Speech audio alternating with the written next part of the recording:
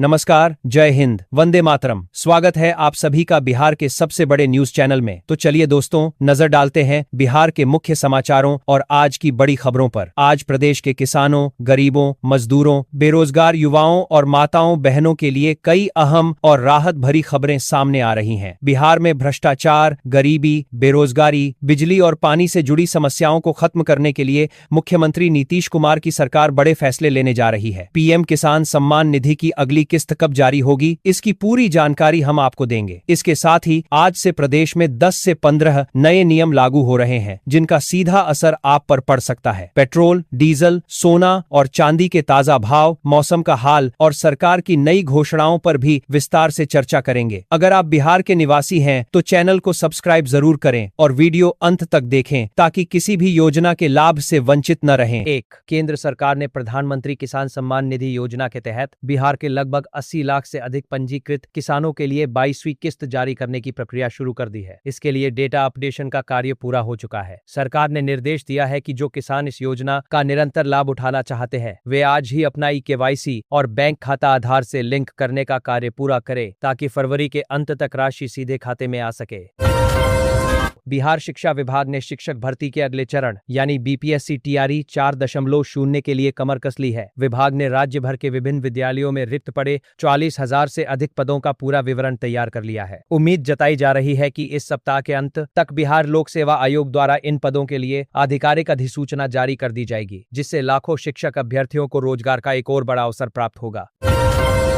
बिहार के कृषि विभाग द्वारा राज्य के किसानों के लिए चलाई जा रही डिजिटल कृषि रजिस्ट्री अभियान का आज अंतिम दिन है। इस योजना का उद्देश्य किसानों का एक डिजिटल डेटाबेस तैयार करना है ताकि भविष्य में सरकारी लाभ सीधे उन तक पहुंच सके। राज्य सरकार ने घोषणा की है कि जो जिले आज शाम तक अपना 50% लक्ष्य पूरा कर लेंगे, उन जिलों के प्रशासन को 1,50,000 रुपये का विशेष नकद इनाम और प्रशस्ति पत्र दिया जाएगा।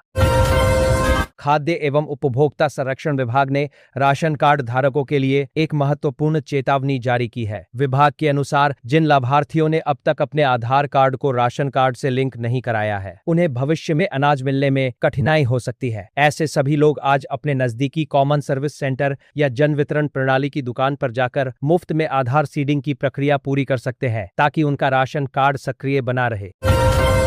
पटना के सराफा बाजार में आज यानी 6 फरवरी 2026 को सोने और चांदी की कीमतों में स्थिरता देखी गई है। आज 24 कैरेट सोने की कीमत 1,60,178 रुपये प्रति 10 ग्राम दर्ज की गई है, जबकि आभूषणों के लिए उपयोग होने वाले 22 कैरेट सोने का भाव 1,47,566 रुपये रहा। इसके साथ ही चांदी की कीमत 1,08,500 रुपये प्रति किलोग्राम पर बनी हुई है। बिहार विधानसभा के बजट सत्र के दौरान आज मुख्यमंत्री नीतीश कुमार ने सदन को संबोधित करते हुए राज्य के भविष्य का खाका पेश किया। उन्होंने विश्वास जताया कि अगले 5 वर्षों के भीतर बिहार को पूरी तरह से एक विकसित राज्य की श्रेणी में खड़ा कर दिया जाएगा। मुख्यमंत्री ने यह भी बताया कि केंद्र सरकार से मिलने वाली विशेष वित्तीय सहायता के लिए एक विस्तृत रोड मैप तैयार है, जिससे बुनियादी ढांचे और शिक्षा के क्षेत्र में क्रांतिकारी सुधार होंगे।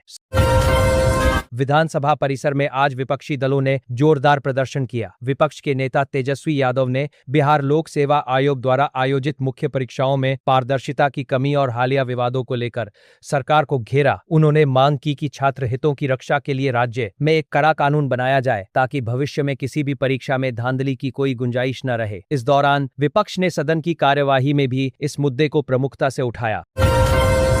बिहार कैबिनेट की आज हुई महत्वपूर्ण बैठक में राज्य के औद्योगिक विकास के लिए औद्योगिक निवेश प्रोत्साहन नीति 2026 को हरी झंडी दे दी गई है। इस नई नीति के तहत IT सेक्टर और फूड प्रोसेसिंग इकाइयों को स्थापित करने वाले उद्यमियों को भारी सब्सिडी और कुछ छूट प्रदान की जाएगी। सरकार का लक्ष्य इस नीति के माध्यम से राज्य में निवेश आकर्षित करना और स्थानीय युवाओं के लिए बड़े पैमाने पर रोजगार के नए अवसर पैदा करना है।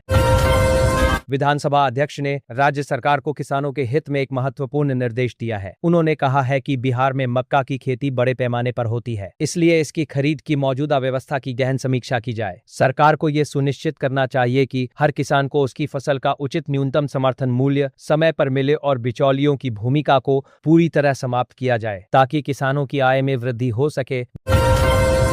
बिहार में आगामी विधान परिषद चुनाव को लेकर राजनीतिक सरगर्मी काफी बढ़ गई है। आज पटना में एनडीए और महागठबंधन बैठकें बुलाई है। इन बैठकों का मुख्य एजेंडा सीटों के बंटवारे और जिताऊ उम्मीदवारों के चयन पर चर्चा करना है। दोनों ही गठबंधन अपनी अपनी रणनीतियों को अंतिम रूप देने में जुटे हैं ताकि चुनावों में अधिक से अधिक सीटों पर जीत दर्ज कर सदन में अपना दबदबा कायम कर सके।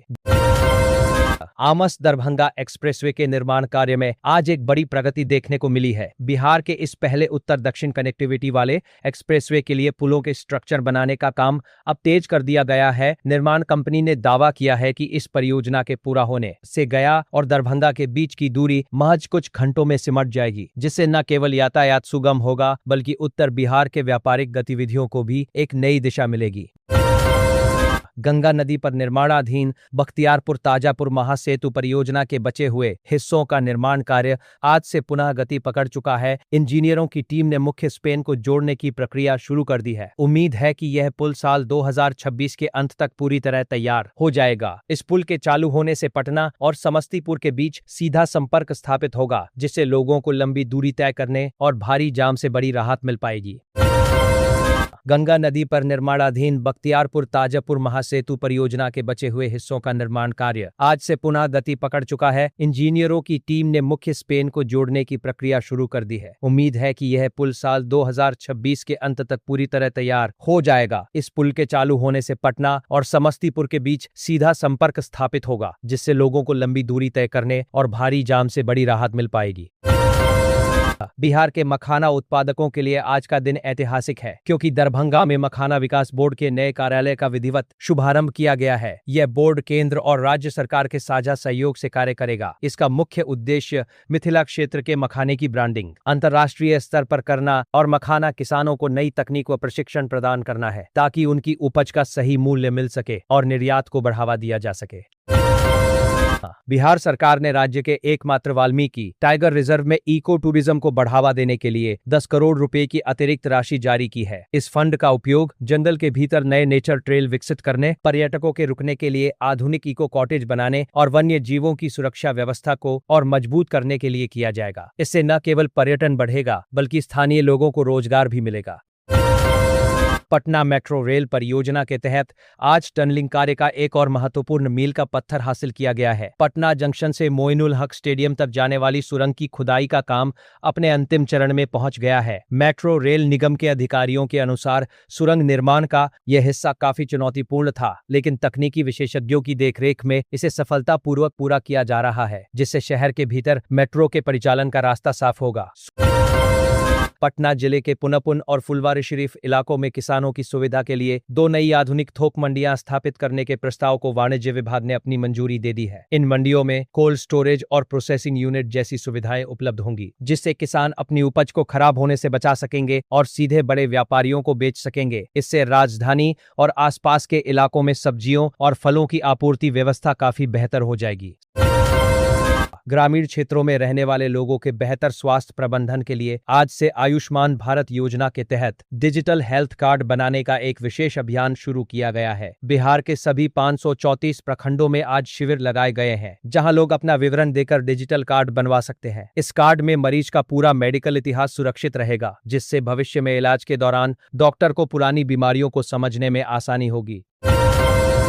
70वीं बिहार लोक सेवा आयोग की मुख्य परीक्षा में सफल होने वाले अभ्यर्थियों के लिए मेडिकल टेस्ट का विस्तृत शेड्यूल आज जारी कर दिया गया है। चयनित अभ्यर्थियों की शारीरिक और मानसिक जांच पटना के इंदिरा गांधी आयुर्विज्ञान संस्थान में विशेषज्ञों की एक विशेष टीम द्वारा की जाएगी। आयोग ने निर्देश दिया है कि सभी अभ्यर्थी निर्धारित तिथि और समय पर अपने सभी मूल दस्तावेजों के साथ अस्पताल पहुंचे, ताकि चयन प्रक्रिया समय पर पूरी हो सके।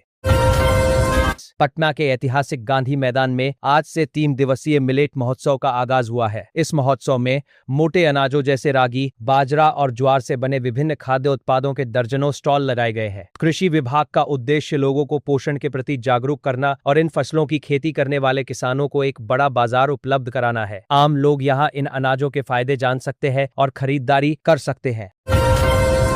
लखीसराय जिले में बिजली संकट को दूर करने के लिए प्रस्तावित नए मेगा सोलर पावर प्लांट की राह अब पूरी तरह साफ हो गई है। जिला प्रशासन ने आज भूमि अधिग्रहण की अंतिम रिपोर्ट सरकार को सौंप दी है और जमीन मालिकों को मुआवजे का भुगतान शुरू कर दिया गया है। ये प्लांट बिहार के हरित ऊर्जा मिशन का एक बड़ा हिस्सा होगा, जिससे आने वाले समय में राज्य की अपनी बिजली उत्पादन क्षमता में भारी वृद्धि होने की संभावना है।